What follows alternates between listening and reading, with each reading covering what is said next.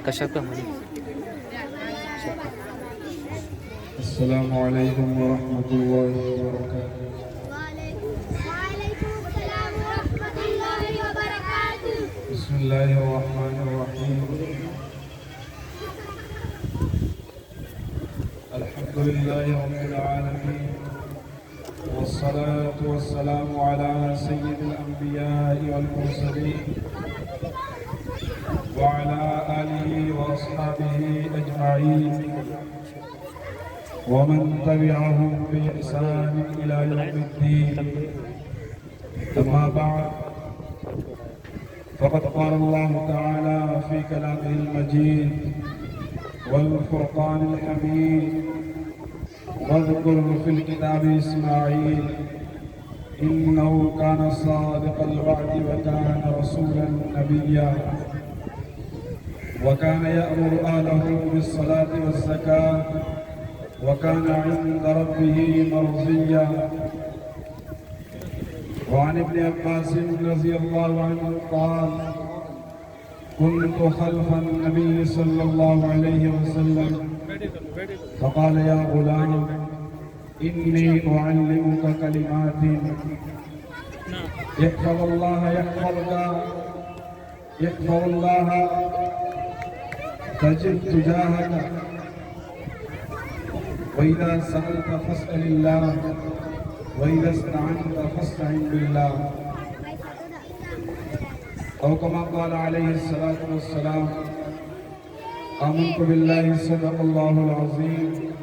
وصدق رسوله النبي الكريم ونحن على ذلك لمن الشاهدين والشاكرين۔ محترم علماء کرام اور اس مکتب کے اساتذہ اعزام اور یہاں پروگرام پیش کرنے والے تمام بچے اور سامعین اور خواتین، ہماری مائیں اور بہنیں، اللہ تعالیٰ نے اس دنیا میں انسان کو آخرت کی تیاری کے لیے بھیجا ہے، اور انسان دنیا میں اس لیے آیا ہے کہ وہ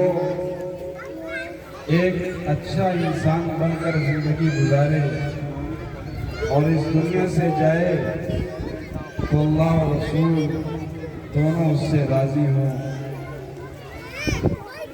اور یہ فریضہ یہ کہ انسان کیسے وہ زندگی گزارے کہ جس سے اللہ اور رسول دونوں خوش ہوں، تو اس کا ایک ہی راستہ ہے کہ انسان اللہ کے بھیجے ہوئے سب سے آخری دین اور سب سے سچے دین اسلام کے مطابق اپنی زندگی گزارے۔ اسلام ہی وہ دین ہے جو اللہ کے رسول صلی اللہ علیہ وسلم نے پوری انسانیت کے سامنے پیش کیا،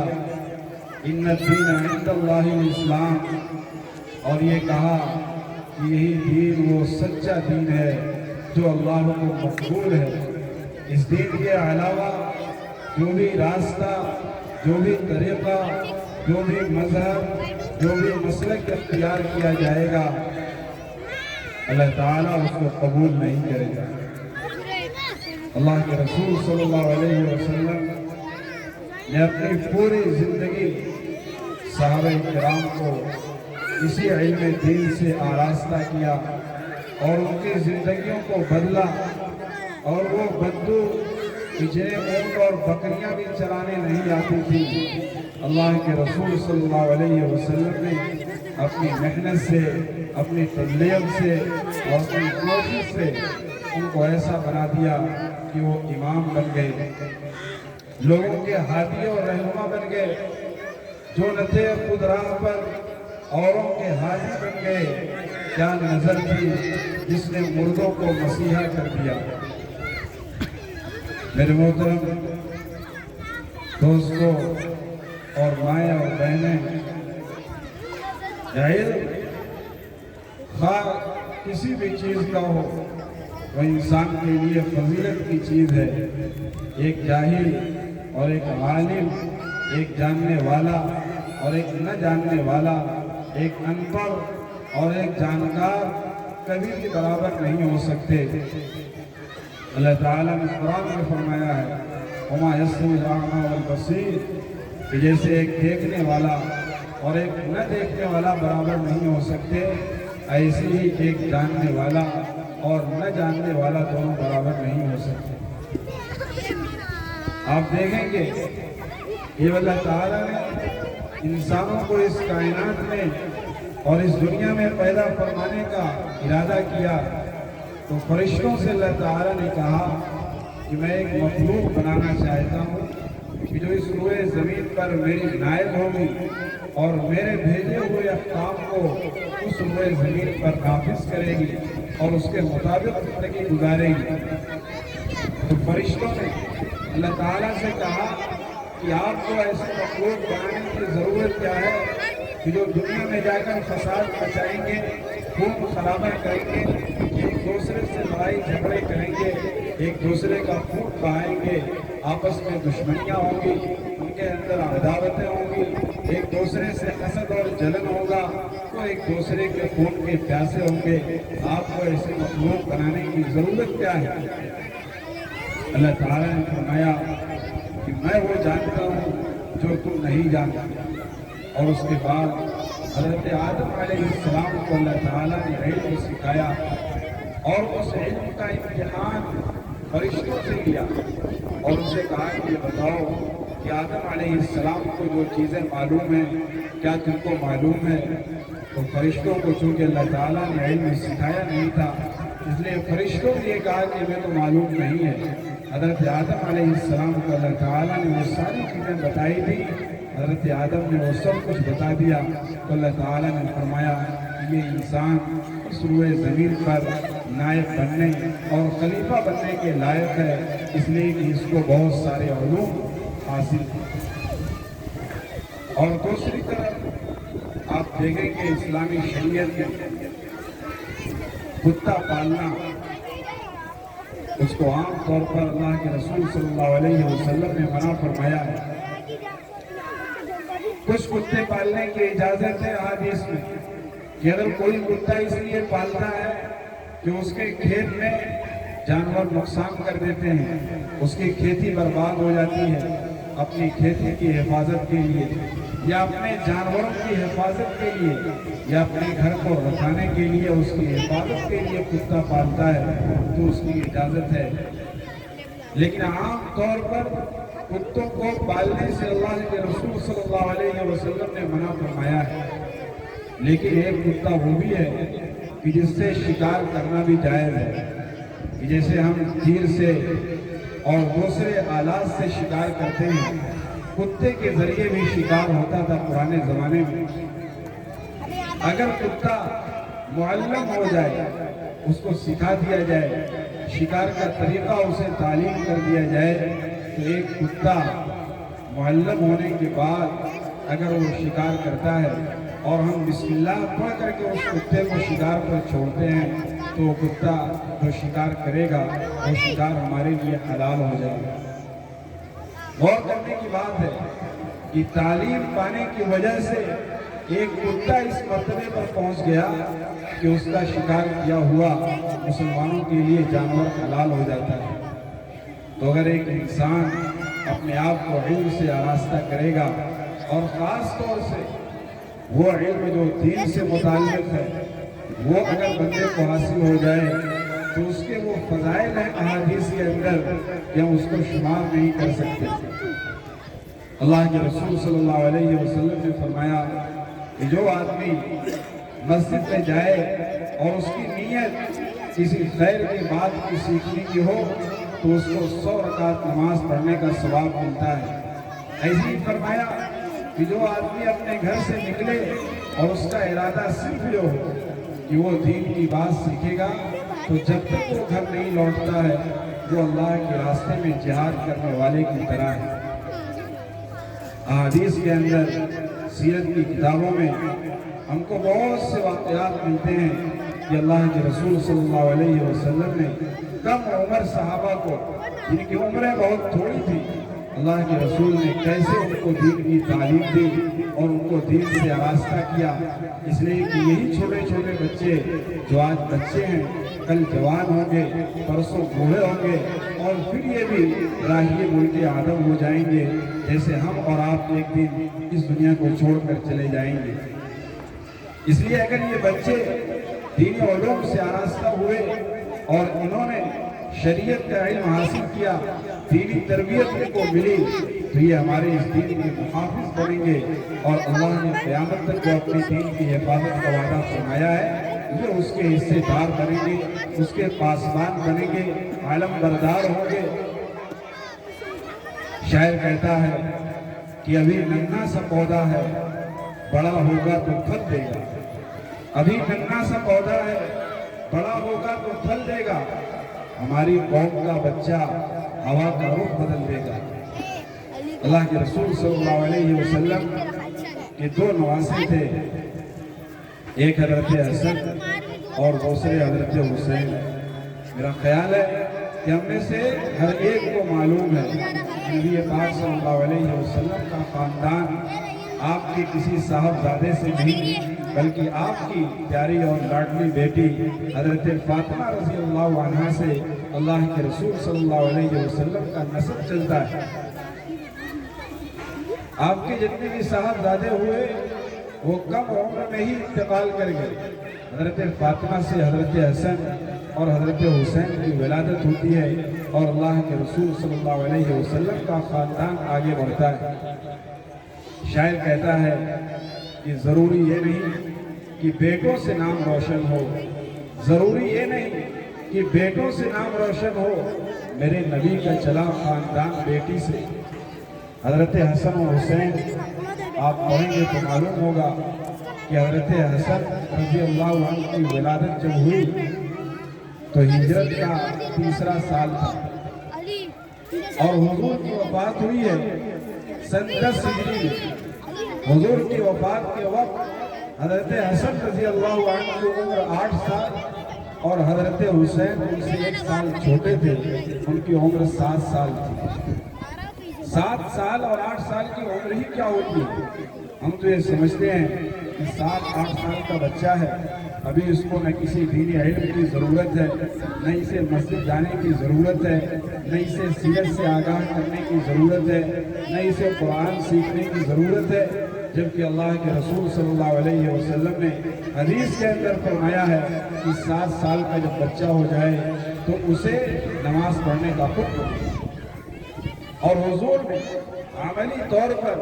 اپنی تربیت سے چھوٹے چھوٹے کم عمر صحابہ کو سکھا کر کے امت کے سامنے یہ پیغام دیا ہے کہ اپنے کم عمر بچوں کو بھی دینی علوم سے آراستہ کریں۔ یہی حضرت حسن رضی اللہ عنہ ہے۔ ان سے ایک مرتبہ ایک تابعی ابو الحورہ ہے، انہوں نے پوچھا کہ اے حسن، آپ یہ بتائیے کہ اللہ کے رسول صلی اللہ علیہ وسلم کی کون سی باتیں آپ کو یاد ہیں؟ تو حضرت حسن، جن کی عمر اللہ کے رسول کی وفات کے وقت صرف 8 سال تھی، انہوں نے کہا کہ حضور سے مجھے 3 باتیں یاد ہیں۔ ان میں سے ایک بات انہوں نے یہ کہی کہ ایک مرتبہ کھجور میں نے اٹھا کر کھا لی، میرے منہ میں کھجور تھی، اللہ کے رسول صلی اللہ علیہ وسلم نے میرے منہ سے کھجور نکال کر کے باہر پھینکی۔ ایک صاحب نے کہا کہ حضور،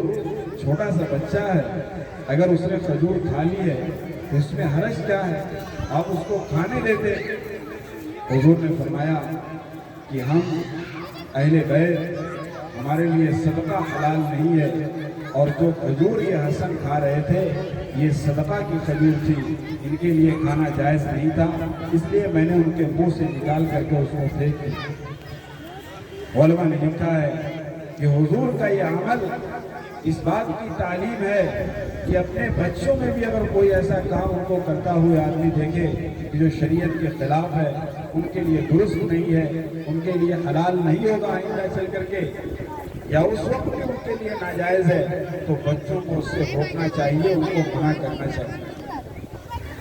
ایسے ہی حضرت عمر بن ابی سلمہ یہ بھی چھوٹے صحابی ہیں. حضرت ام سلمہ رضی اللہ عنہا جو اللہ کے رسول صلی اللہ علیہ وسلم کی زوجہ ہیں، ان کے یہ بیٹے تھے، لیکن یہ ان کے پہلے شوہر سے تھے. وہ کہتے ہیں کہ میں اللہ کے رسول صلی اللہ علیہ وسلم کی پرورش میں تھا،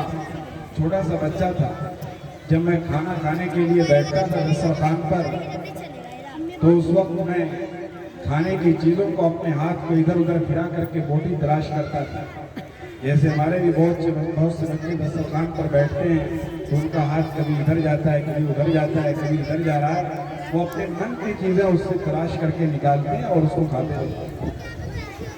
تو حضرت عمر بن ابی سلمہ کہتے ہیں کہ میں ایسے ہی کر رہا تھا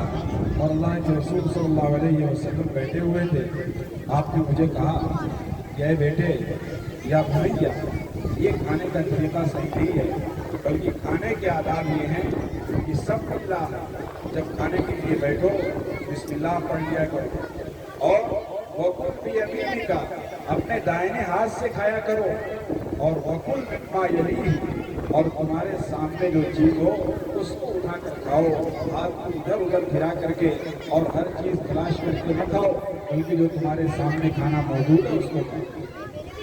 حضرت عمر بن ابی سلمہ کہتے ہیں کہ اس کے بعد سے پوری زندگی میرا یہ طریقہ رہا کہ میرے سامنے جو کھانا ہوتا تھا میں اسی کو کھاتا تھا اور دوسرے کھانوں کی طرف اپنا ہاتھ نہیں بڑھاتا. تو یہ اللہ کے رسول صلی اللہ علیہ وسلم کی تعلیم تھی کہ آپ نے چھوٹے چھوٹے صحابہ کو دین کی باتیں اور دینی علوم کو سکھائیں، اور آگے چل کر کے یہی صحابہ پوری انسانیت کے لیے رہنما بنے اور روشن چراغ بنے، جس سے پوری امت آج تک استفادہ کرتی ہے اور فخر کرتی ہے. حضرت عبداللہ بن عباس رضی اللہ عنہ جب حضور کی وفات ہوئی تو ان کی عمر صرف 13 سال تھی، 13 سال کی عمر تھی. لیکن حضرت عبداللہ بن عباس، آپ ان کے بارے میں پڑھیں گے سنیں گے کہ ان کو رئیس المفسرین کہا جاتا ہے، کہ تفسیر کے امام ہیں، قرآن کے ماہر ہیں، اور قرآن کی معانی اور مفاہیم کو دوسرے صحابہ کے مقابلے میں بہت زیادہ جاننے والے ہیں. وہ حضرت عبداللہ بن عباس کہتے ہیں ایک دن میں حضور صلی اللہ علیہ وسلم کے پیچھے تھا تو حضور نے کہا کہ اے بیٹے، میں تم کو کچھ کلمات سکھانا چاہتا ہوں، کچھ باتیں سکھانا چاہتا ہوں. حضور کی زندگی میں ہیں تو ان کی عمر 10 یا 11 سال ہو. حضور نے کہا کہ چند کلمات میں تم کو سکھاتا ہوں اور اس کو تم یاد کر لو. حضور نے ان کے عقیدے کی تربیت کی اور کہا کہ دیکھو، تم اللہ کے احکام کی حفاظت کرو، اللہ تعالیٰ تمہاری حفاظت کرے گا. تم اللہ کے احکام کو اپنے پیش نظر رکھو، اللہ تعالیٰ تمہاری مدد کرے گا. اور جب تمہیں کوئی سوال کرنا ہو، کچھ مانگنا ہو تو اللہ سے مانگا کرو، اور جب کوئی مدد چاہنی ہو تو اللہ سے مدد طلب کیا کرو. اور اس کے بعد فرمایا کہ ابن عباس، اگر پوری دنیا کے لوگ اس بات پر متفق ہو جائیں کہ وہ تمہیں کوئی نفع پہنچانا چاہتے ہیں تو یاد رکھو کہ وہ تمہیں نفع نہیں پہنچا سکتے مگر اسی چیز سے جو اللہ نے تمہارے لیے تقدیر میں لکھ رکھی ہے. اور اے ابن عباس، اگر پوری دنیا کے لوگ اس بات پر متفق ہو جائیں کہ وہ تمہیں کچھ نقصان پہنچانا چاہتے ہیں تو یاد رکھو اور اس بات پہ اعتقاد رکھو کہ وہ تمہیں نقصان نہیں پہنچا سکتے مگر اسی چیز کے ذریعے جو اللہ تعالیٰ نے تمہارے لیے لکھی ہے.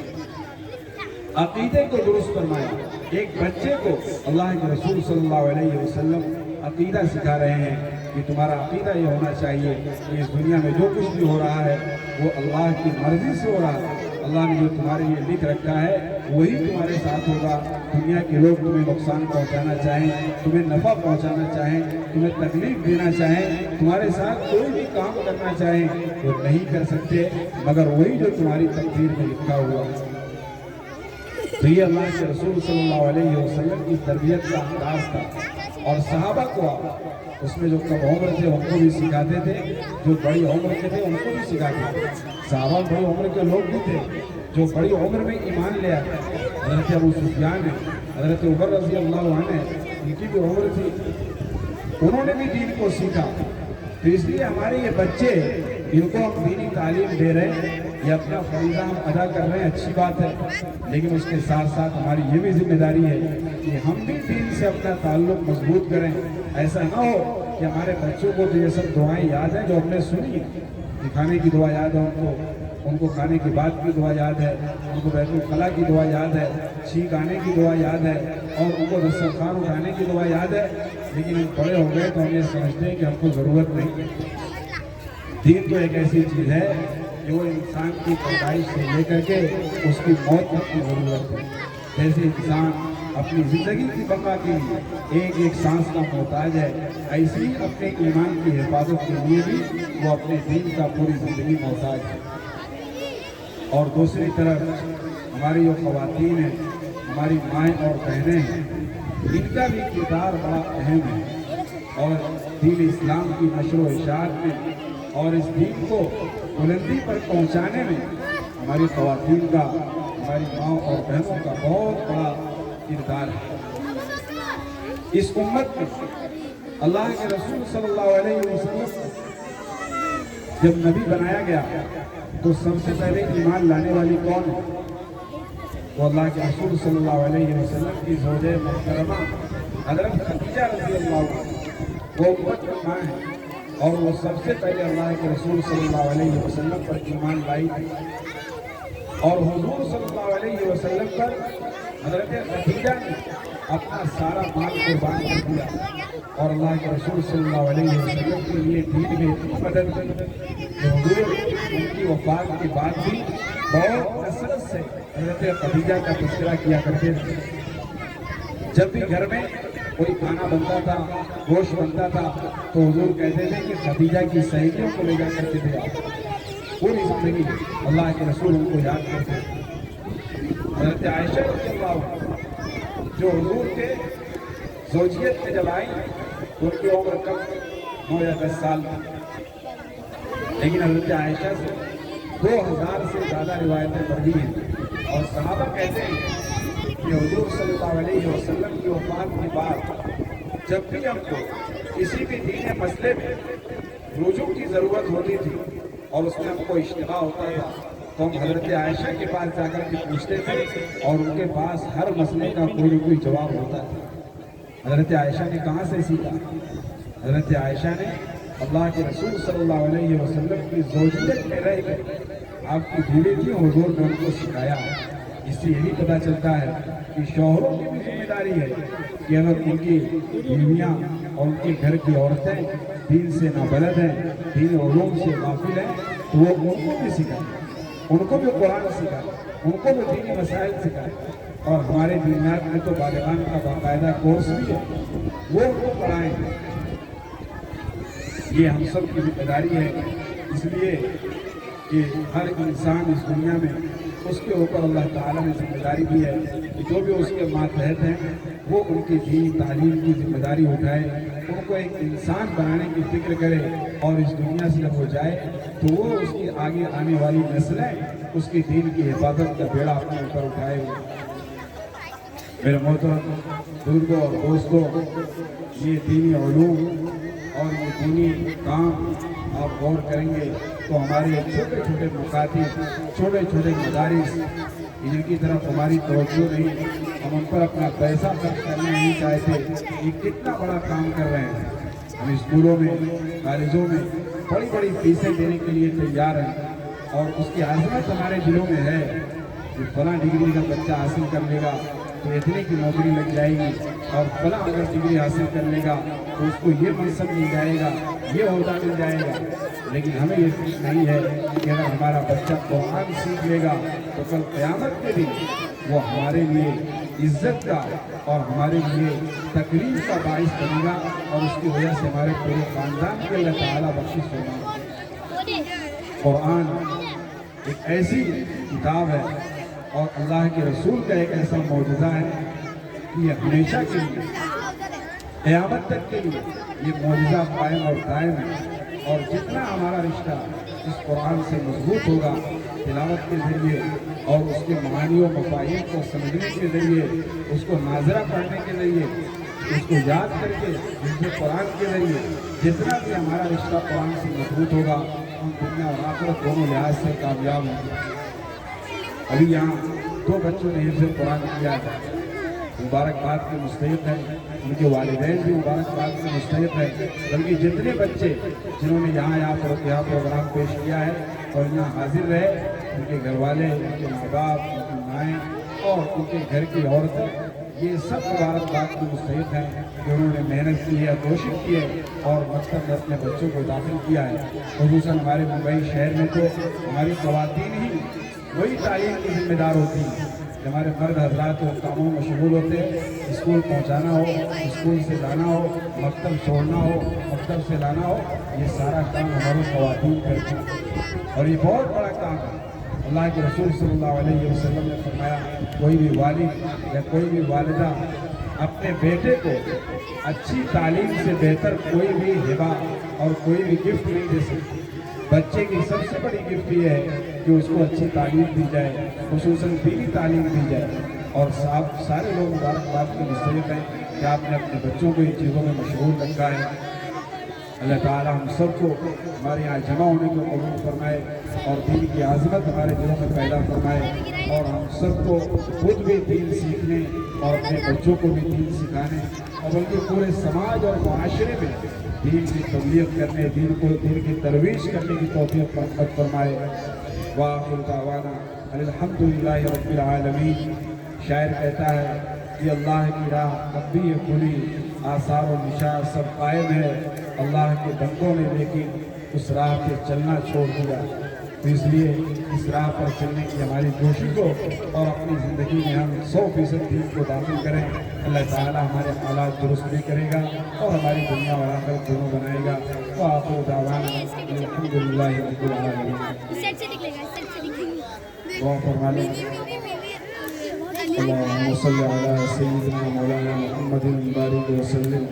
ربنا آتنا في الدنيا حسنة وفي الآخرة حسنة وقنا عذاب النار۔ ربنا لا تزغ قلوبنا بعد إذ هديتنا وهب لنا من لدنك رحمة إنك أنت الوهاب۔ اے اللہ ہمارے یہاں جمع ہونے کو قبول فرما۔ اے اللہ اس پروگرام میں جن لوگوں نے بھی محنت کی ہے، جن کی بھی کوششیں شامل ہیں، اور اللہ ان کی کوششوں کو قبول فرما۔ اے اللہ جو اساتذہ کرام ہیں، ان بچوں کو پڑھانے والے ہیں، ان کی محنتوں کو قبول فرما اور اپنی شان شان ان کو بدلہ عطا فرما۔ اے اللہ جو حضرات یہاں اتنی دیر سے بیٹھ کر کے تیرے دین کے نام پر صبر کے ساتھ، سکون کے ساتھ ان باتوں کو سماعت فرما رہے ہیں، اے اللہ ان کے یہاں بیٹھنے کو بھی قبول فرما۔ اے اللہ ہم سب کو دین سے ہمارا رشتہ مضبوط فرما، قرآن کی تعلیم سے ہم کو وابستہ فرما۔ اے اللہ دین و علوم ہمارے دلوں میں اس کی عظمت پیدا فرما اور ان بچوں کو آئندہ دین کا داعی اور شہدائی بنا۔ اے اللہ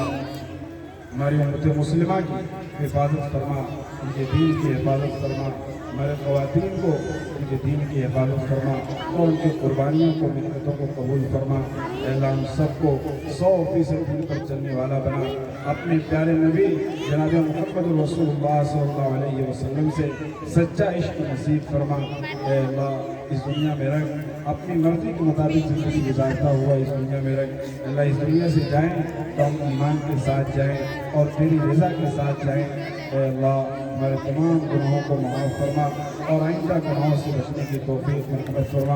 اے اللہ رمضان کا مہینہ آ رہا ہے، یہ قرآن کا مہینہ ہے، اے اللہ اس مہینے میں قرآن سے ہماری محبت و الفت میں اضافہ فرما۔ اے اللہ قرآن سے ہمارا عشق ہم کو نصیب فرما۔ اے اللہ جو رمضان کے آداب ہیں، رمضان کی جو فرائض و احکام ہیں، ان کو پابندی اور اہتمام کے ساتھ ادا کرنے کی توفیق مرحمت فرما۔